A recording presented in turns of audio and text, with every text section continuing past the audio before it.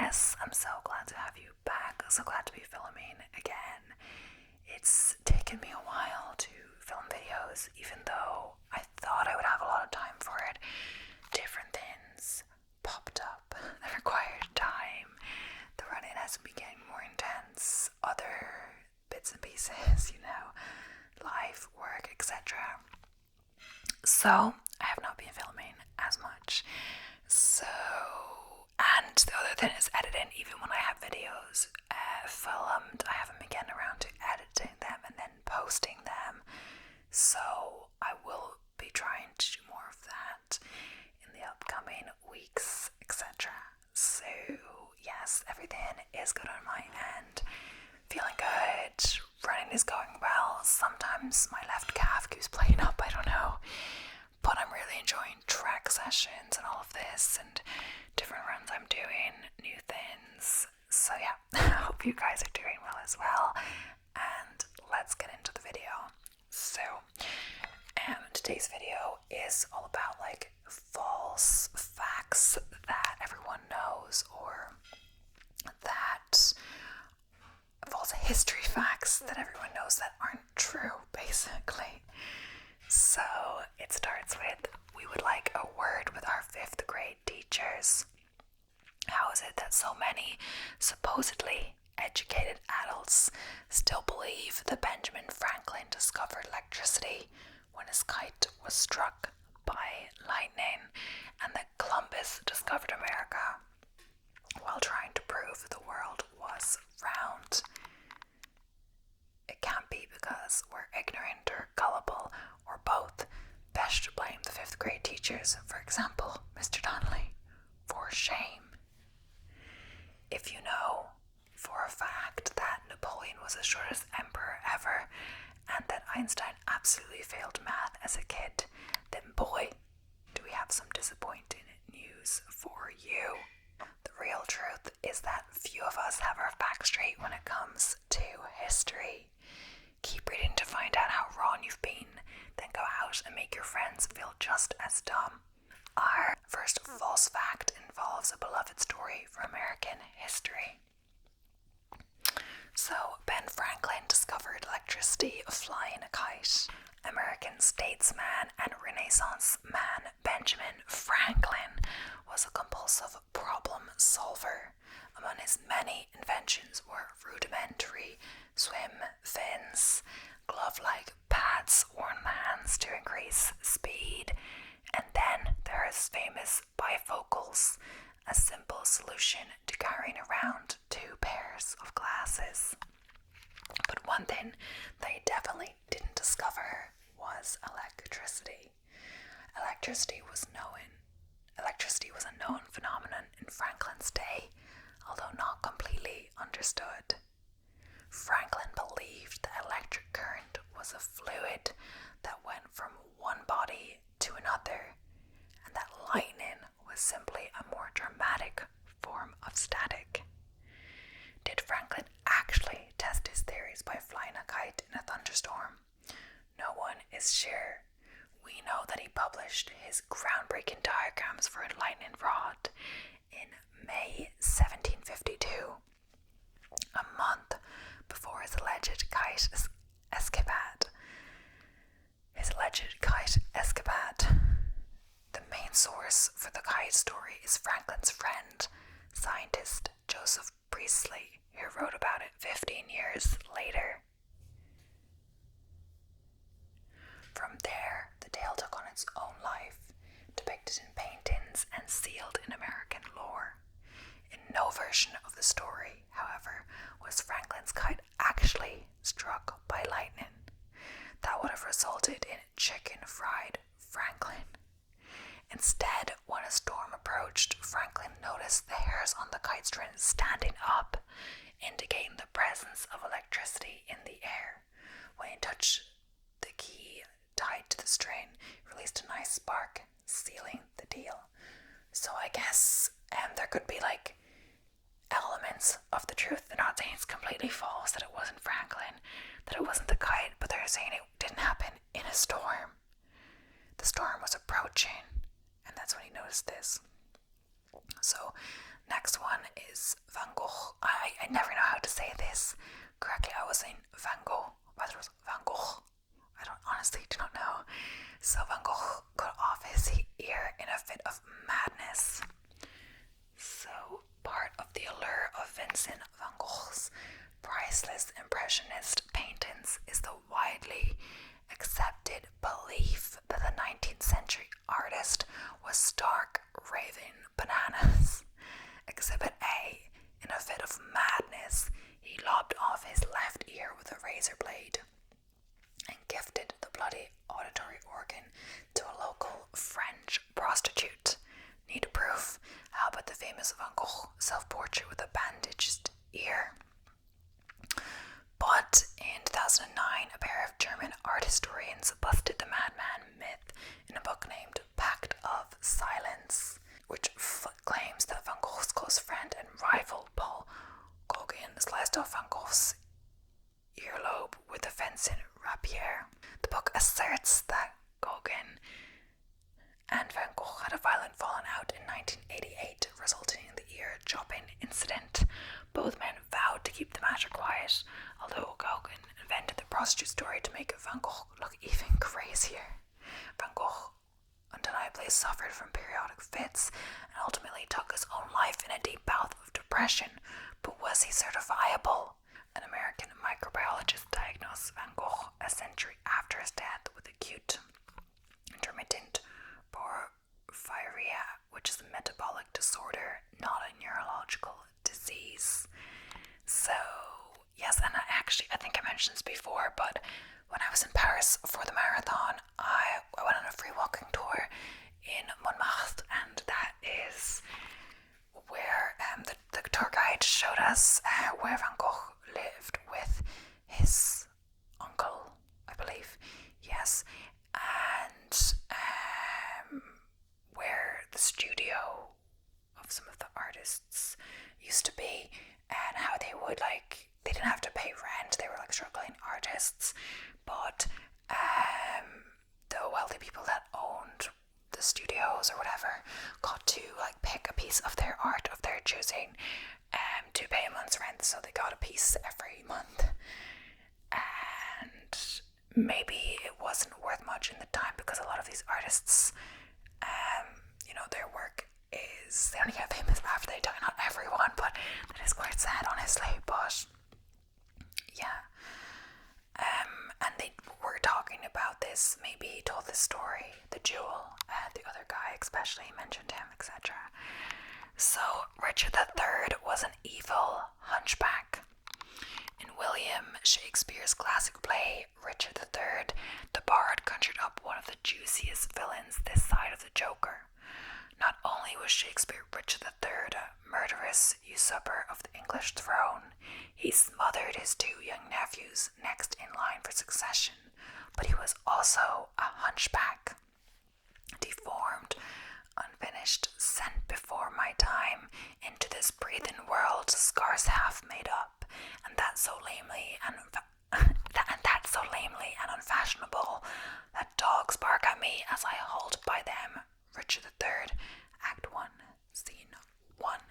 So Shakespeare's fictional take on the real-life king was borrowed heavily from quasi-historical accounts written by the Tudors, the rival dynasty that stole back the throne and killed off Richard III in 1485 at the Battle of Bosworth. During his brief 26 months on the throne, Richard III proved a capable and just leader, but his subjects never really got over the whole double-child homicide thing, and his reputation was sealed as a colossal jerk. But was he really a hunchback? After years of searching for Richard III's lost remains, near the historical site of the Battle of Bosworth, his fully intact skeleton was miraculously discovered under a parking lot in 2012.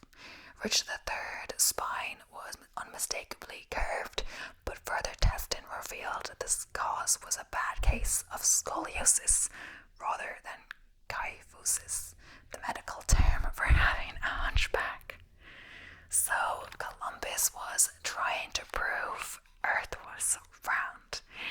As we all know, everyone in 15th century Europe thought the world was flat, except for one brave and brilliant Italian-born explorer with the inexplicably English name of Christopher Columbus. And as usual, we were all completely wrong. Not only was a round Earth an accepted fact in Columbus's day, but the ancient Greeks were calculating the size of the spherical Earth back in the 3rd century BCE. Even better, every ancient sailor who navigated outside of his own bathtub knew that the constellations rose in the sky as you sailed south. And then there's the whole lunar eclipse phenomenon that shows Earth's unmistakably curved shadow. Columbus wasn't trying to prove Earth was round when he set sail in 1492. He was trying to prove that sailing due west was the quickest way to get to the Far East and the treasured spice ports of India. Not only were his calculations fabulously wrong, but he and his crew would have surely died if they had not accidentally bumped into a cluster of Caribbean islands that Columbus believed to be coastal India. In fact, in all his voyages in the New World, he continued to think he had hit on some part of Asia. One more Columbus factoid.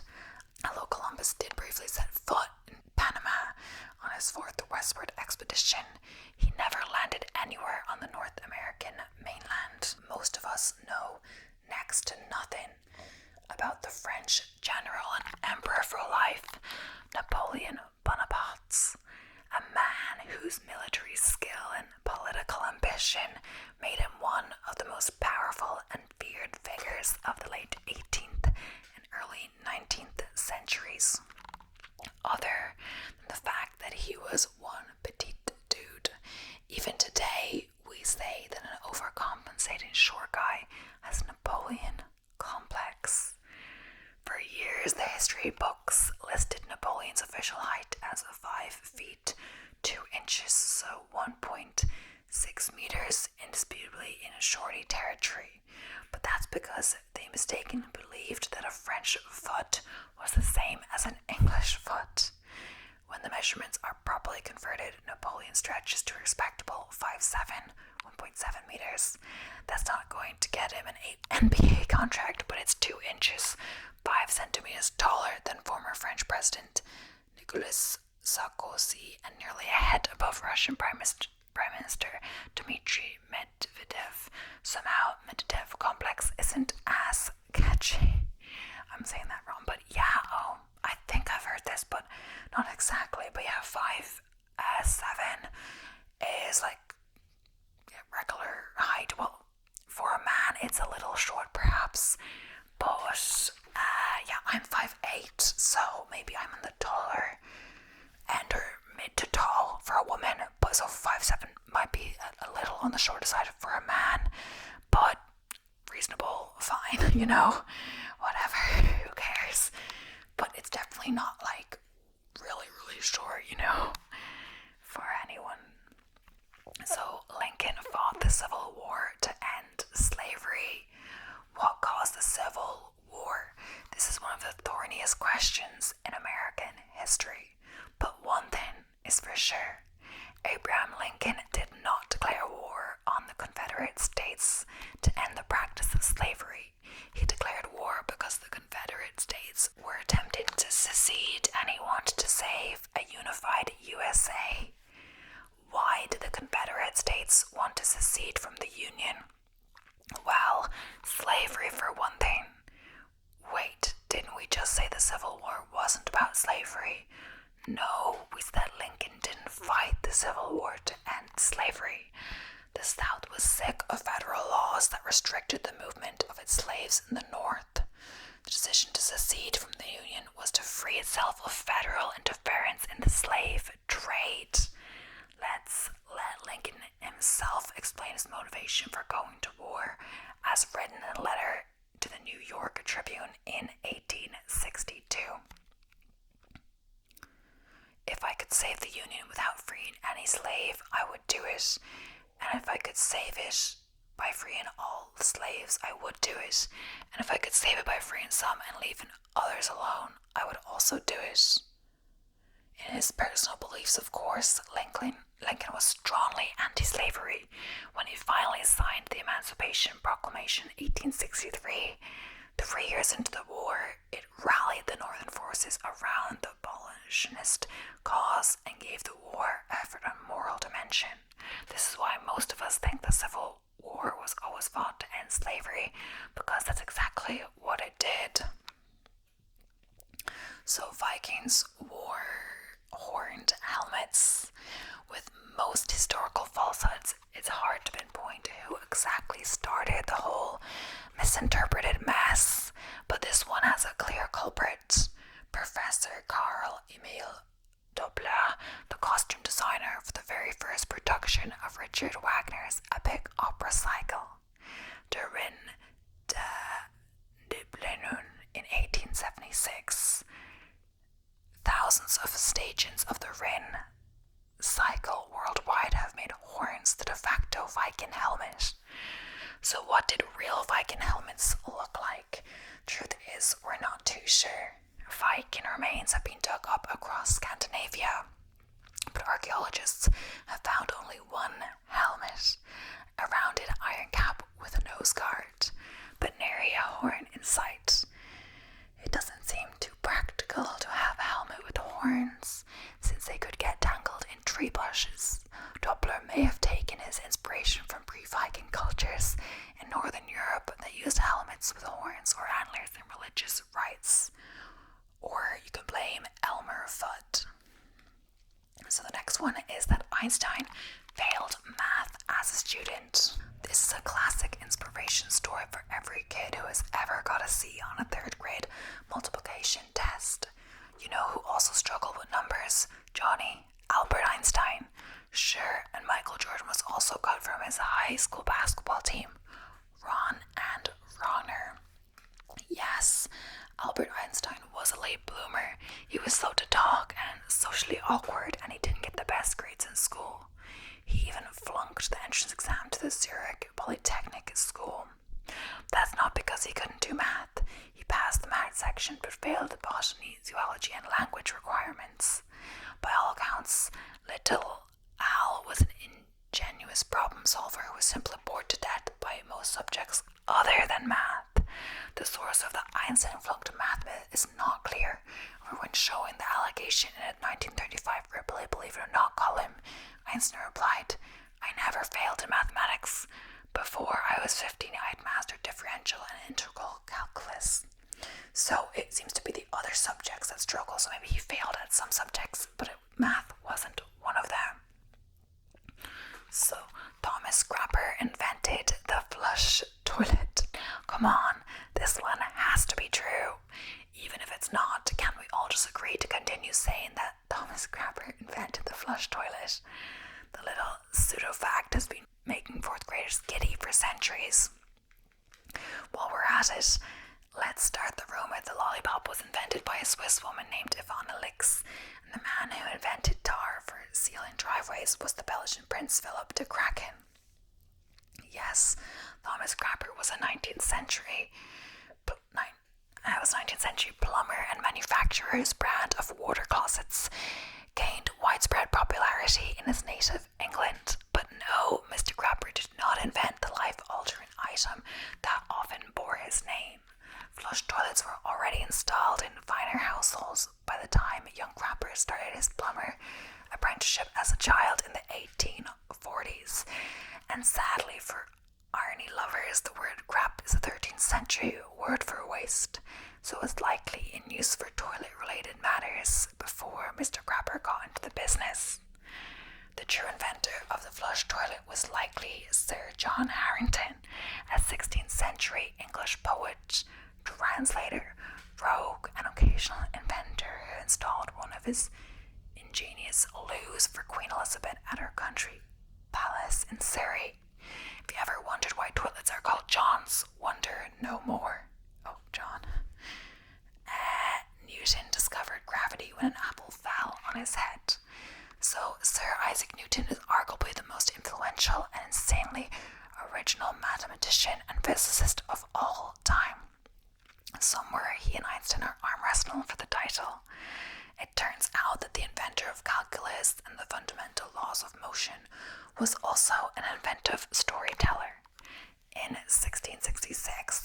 University of Cambridge was shut down due to a little thing called the plague, so Newton took a break from his studies and returned to his childhood home in Lincolnshire.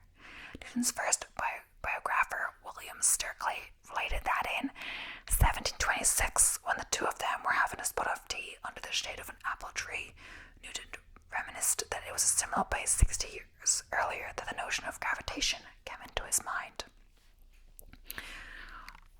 Why should that apple always descend perpendicularly to the ground, thought he to himself, occasioned by the fall of an apple as he sat in contemplative mood.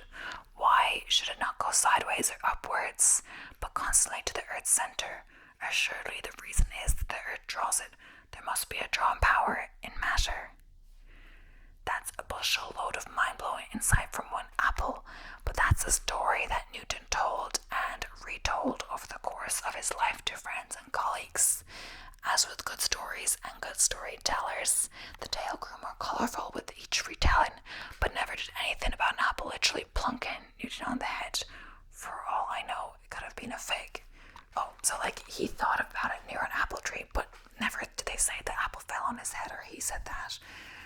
Or maybe a student heard it and then they retold it like that because they misremembered, or to make it more exciting, there being an apple with the Newton thing and there being an apple tree and all of this, but the apple didn't physically hit him on the head and he was like, oh, gravity, However, but a lot of these things have truths to them, and it's similar, kind of it sounds better when the apple actually physically hit him on the head rather than him just looking at the tree and being like, ooh, gravity.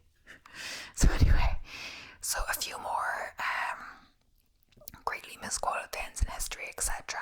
Or maybe these are actual physical quotes, or not physical quotes, but actually things that are quoted. So Gandhi, be the change you wish to see in the world. This short pithy quote has long been attributed to Gandhi, although the message sounds right. The words don't exactly sound like this. The New York Times states the closest quote we have to this that we know was said by Gandhi is, if we could change ourselves, the tendencies in the world would also change. We need not wait to see what others do. So in that case, it's not a direct quote, etc., but you can't, well, you shouldn't, use the quote marks if you're not quoting directly. Then you could paraphrase, but even then it has to be quite similar. So Machiavelli, the ends justify the means. So Machiavelli certainly had this attitude in mind when he wrote his 16th century political manifesto, The Prince. Still, he didn't actually say it, and instead a similar quote we do have attributed to him is less ruthless. One must consider the final result. Another almost identical quote can be attributed to the poet Ovid, who wrote in Heroids, the result justifies the deeds.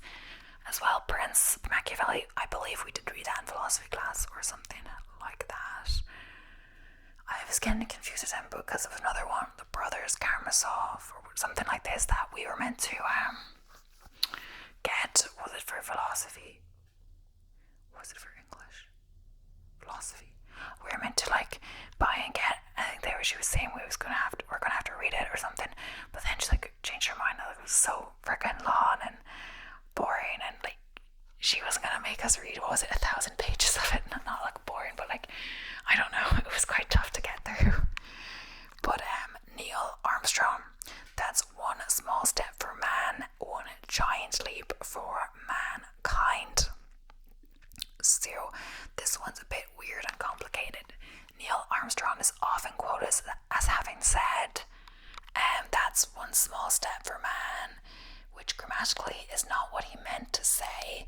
In this sense, the word man represents the same idea as mankind, making the quote kind of wonky.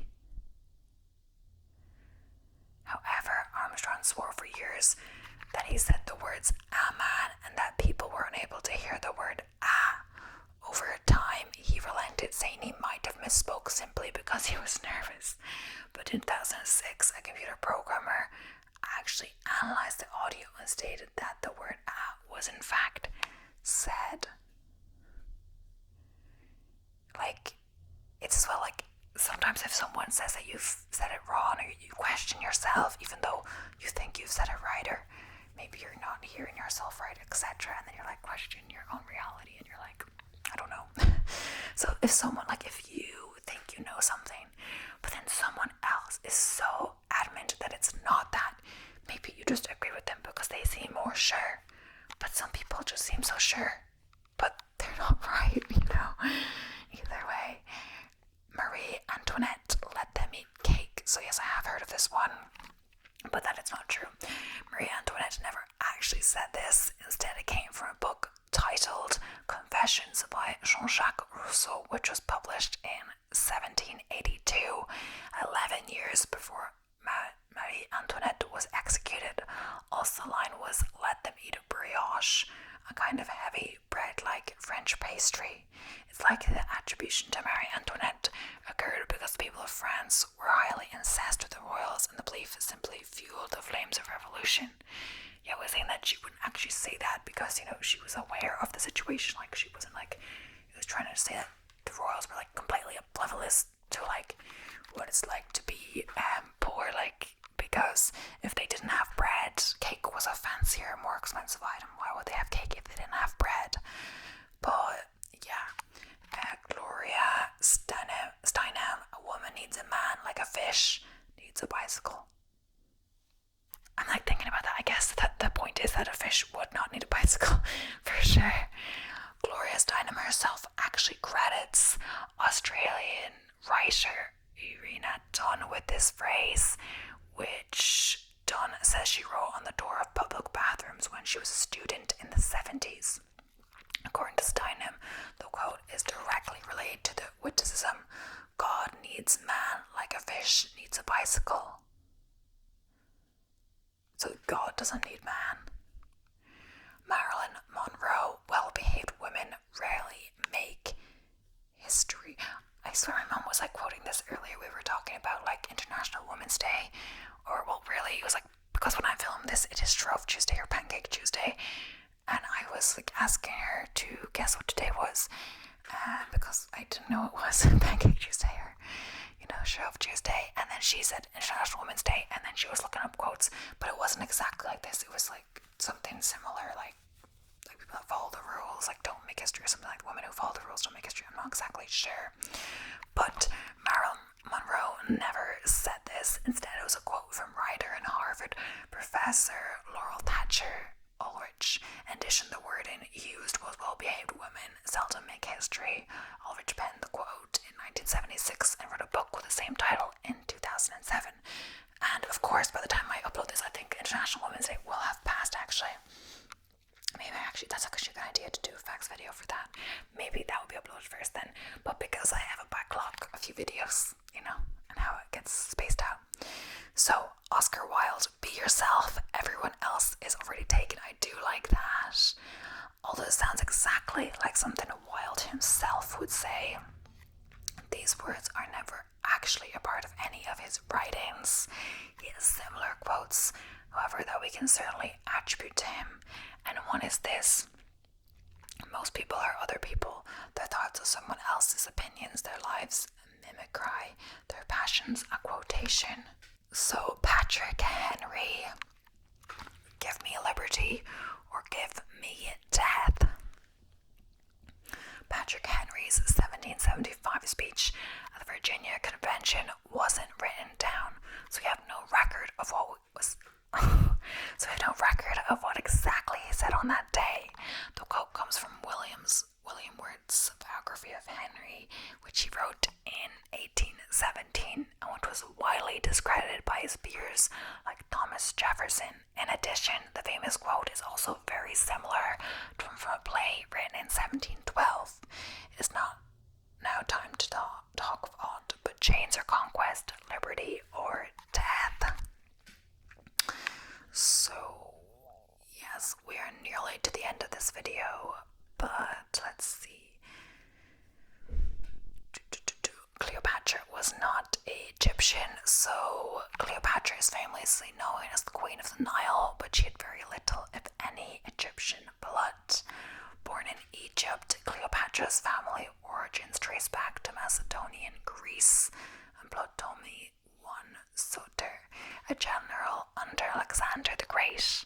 Although not Egyptian by blood, she embraced many of their customs and traditions and was the first member of the Ptolemaic line to learn the Egyptian language.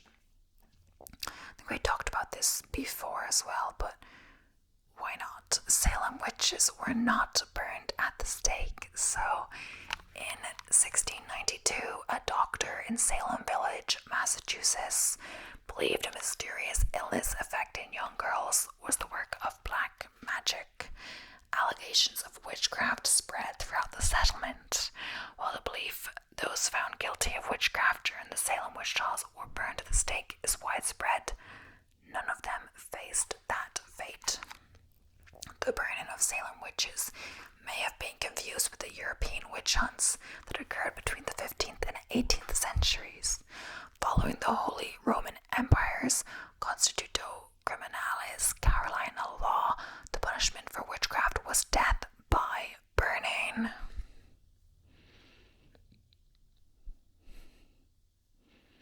Thomas Edison did not invent the first light bulb, so Thomas Edison is one of America's greatest inventors. He held more than 1,000 patents and credited with key inventions of the 19th century. But there is much debate as to whether Edison was the first person to invent the light bulb or not. In the early 1800s, English chemist Humphrey Davy produced the world's first electric lamp. Subsequent inventors improved on Davy's designs, but none were able to make the light bulb long-lasting and inexpensive. While he may not be the first to invent it, Edison did create a light bulb that was practical, long-lasting, and affordable. So, President Kennedy told a crowd he was a jelly donut. In 1963, President John F. Kennedy gave one of his best-known speeches outside the Rathaus. Oh, I hear this. Oh, yeah. Schönberg in West Berlin, a direct response to the building of the Berlin Wall and the escalating tensions of the Cold War. Addressing the crowd with his usual solemn dignity, Kennedy ingratiated himself by declaring in German, "Ich bin eine Berliner." I am a Berliner, at which point the story goes, the crowd tissued because Kennedy's language still did not match his statecraft. He had not said, "I am a Berliner," he had said, "I am a jelly donut," but I'm very confused.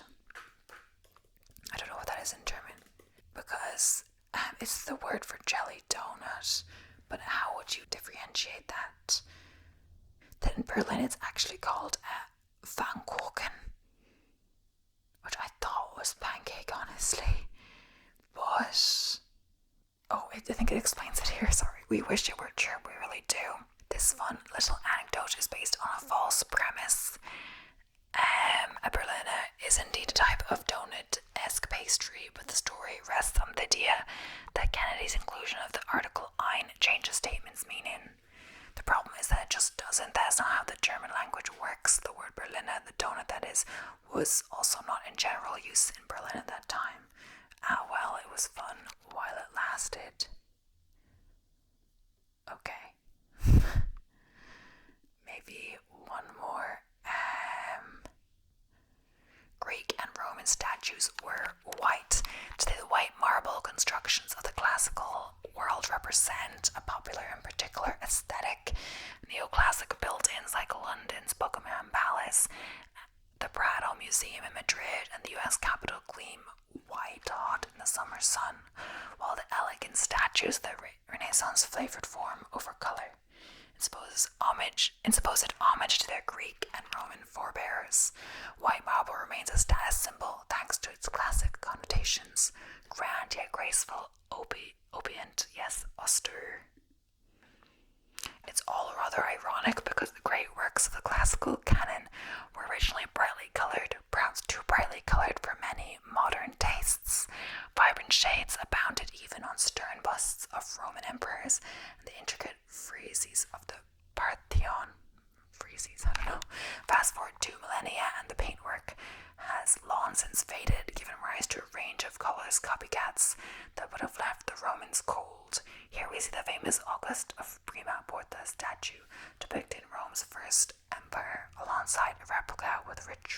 shapes and patterning. Of course, a photo, obviously. But yes, thank you so much for watching. I hope you enjoyed.